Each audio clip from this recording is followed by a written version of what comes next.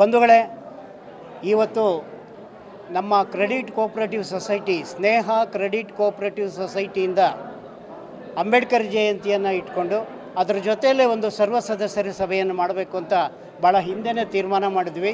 ಈ ಸಭೆಯಲ್ಲಿ ಒಂದು 6 ಜನಗಳಿಗೆ ಸರಿಯಾದ ರೀತಿ ಸಕಾಲಕ್ಕೆ ಹಣ ಮರುಪಾವತಿ ಮಾಡಿದಂಥ ಸಾಲ ಸದಸ್ಯರಿಗೆ 6 ಜನಕ್ಕೆ ಸನ್ಮಾನ ಮಾಡಬೇಕು ಅಂತ ನಮ್ಮ ನಿರ್ದೇಶಕರಾದಂಥ ನಾರಾಯಣಸ್ವಾಮಿ ಅವರು ಹೇಳಿದರು.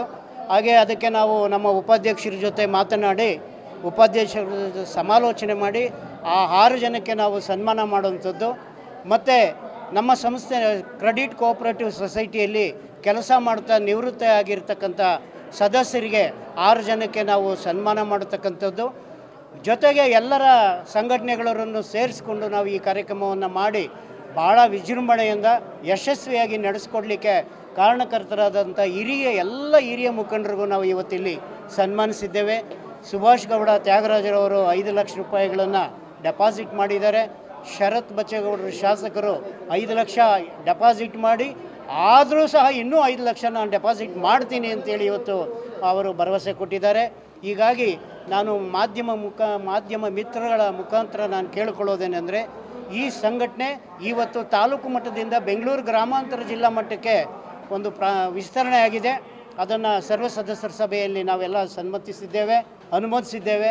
ಇದು ಹೆಚ್ಚಿನ ರೀತಿಯಲ್ಲಿ ನಡ್ಕೊಂಡು ಹೋಗಲಿಕ್ಕೆ ಮಾಧ್ಯಮ ಮಿತ್ರರ ಅವಶ್ಯಕತೆ ಭಾಳ ಆದರೂ ಇರುತ್ತೆ. ಯಾಕಂದರೆ ವಿಷಯವನ್ನು ಮಾಧ್ಯಮದವರು ಒಬ್ಬರಿಂದ 100 ಜನಕ್ಕೆ 100ರಿಂದ 500 ಜನಕ್ಕೆ ತಲುಪಿಸುವಂಥ ಒಂದು ಮಾಧ್ಯಮ ಆಗಿರೋದ್ರಿಂದ ಮಾಧ್ಯಮ ಮಿತ್ರರಿಗೂ ಈ ಮೂಲಕ ನಾನು ವಿನಂತಿ ಮಾಡಿಕೊಳ್ಳೋದೇನೆಂದರೆ, ಒಳ್ಳೆ ರೀತಿಯ ಕೆಲಸ ನಾವು ಮಾಡ್ತಾಯಿದ್ದೀವಿ, ನಿಮ್ಮ ಕೈ ಜೋಡಿಸಬೇಕು, ಅದರಲ್ಲಿ ನೀವು ಸಹ ಅದಕ್ಕೆ ಸಹಕಾರ ಕೊಡಬೇಕು ಅಂತ ಹೇಳ್ತಾ ಇವತ್ತಿನ ಈ ಕಾರ್ಯಕ್ರಮದಲ್ಲಿ ಯಶಸ್ವಿಗೊಳಿಸಲು ಸಹಕಾರವನ್ನು ಕೊಟ್ಟಂಥ ಎಲ್ಲರಿಗೂ ನಾನು ಜೈ ಭೀಮ್ ವಂದನೆಗಳನ್ನು ಸಲ್ಲಿಸ್ತೀನಿ. ಉಪಾಧ್ಯಕ್ಷರು ಮಾತಾಡ್ತಾರೆ. ಈಗ 5 ವರ್ಷಗಳ ವಹಿವಾಟಿನಲ್ಲಿ 5,71,00,000 ರೂಪಾಯಿ ನಾವು ವಹಿವಾಟು ಮಾಡಿದ್ದೇವೆ. 940 ಜನ ಸದಸ್ಯರಿದ್ದಾರೆ.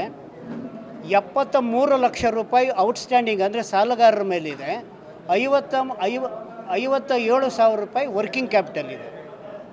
ಈಗ ಈ ಸಾಲಿನಲ್ಲಿ 45,000 ರೂಪಾಯಿ ಲಾಭ ಗಳಿಸಿದ್ದೀವಿ. ಒಟ್ಟು ಲಾಭ 2,13,000 ರೂಪಾಯಿ ಲಾಭ. ಸಮಾಜಕ್ಕೋಸ್ಕರ ಮಾಡ್ತಾ ಇರ್ತಕ್ಕಂಥ ಸೇವೆ ಇದು.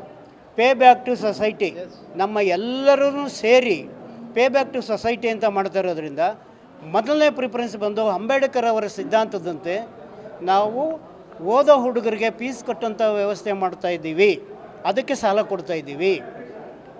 ಹುಡುಗರು ಓದಲಿ ಅನ್ನೋ ಉದ್ದೇಶಕ್ಕೆ ಮೊದಲನೇದು ಪ್ರಿಫರೆನ್ಸ್ ಎಜುಕೇಟೆಡ್ ಮಾಡಬೇಕು. ಅದಕ್ಕೆ ಆಮೇಲೆ ಗೃಹ ಕೈಗಾರಿಕೆಗಳಿಗೆ ಸಾಲ ಕೊಡ್ತಾಯಿದ್ದೀವಿ.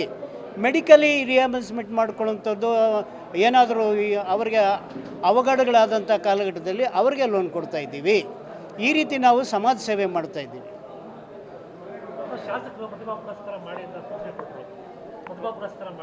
ಖಂಡಿತವಾಗಲೂ ನಾವು ಶಾಸಕರ ಒಂದು ಸಲಹೆಯನ್ನು ನಾವು ಸ್ವೀಕರಿಸ್ತೀವಿ. ಜೊತೆಗೆ ಅವರು ಇನ್ನೂ 5 ಲಕ್ಷ ನಾವು ಡೆಪಾಸಿಟ್ ಮಾಡಿ ಬರುವಂಥ ಬಡ್ಡಿ ಹಣ ಏನಿದೆ ಅದರಲ್ಲಿ ನೀವು ಪ್ರೋತ್ಸಾಹಧನವನ್ನು ಕೊಡಿ, ಇನ್ನೂ ಹೆಚ್ಚು ಲಾಭ ಗಳಿಸಿ ಅದರಲ್ಲೂ ಕೊಡಿ ಅಂತ ಹೇಳಿದ್ದಾರೆ. ಅದನ್ನು ನಾವು ಸ್ವೀಕಾರ ಮಾಡ್ತೀನಿ.